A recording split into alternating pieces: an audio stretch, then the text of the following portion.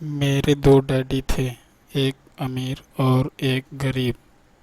एक उच्च शिक्षित और बुद्धिमान थे।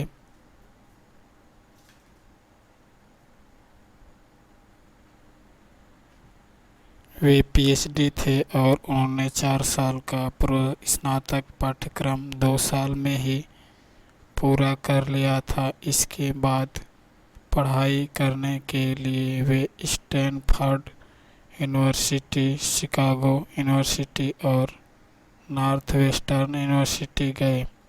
जाहिर है पूरी स्कॉलरशिप पर दूसरे डैडी 8वीं भी पास नहीं कर पाए।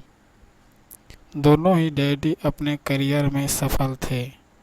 दोनों ने ही जिंदगी भर कड़ी मेहनत की।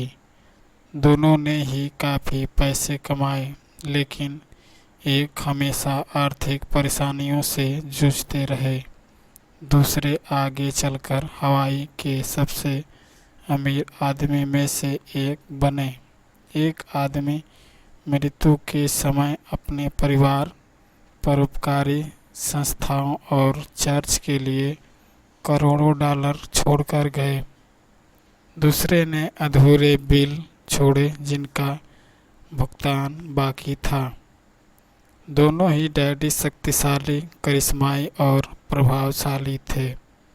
दोनों ने ही मुझे सलाह दी, लेकिन उन्होंने एक जैसी चीज़ें करने की सलाह नहीं दी।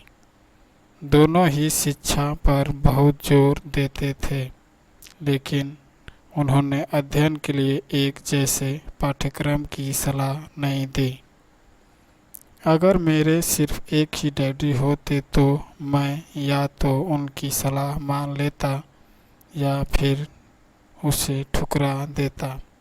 दोनों डैडी होने से मुझे विरोधी दृष्टिकोण का विकल्प मिला, एक अमीर आदमी और दूसरा गरीब आदमी का।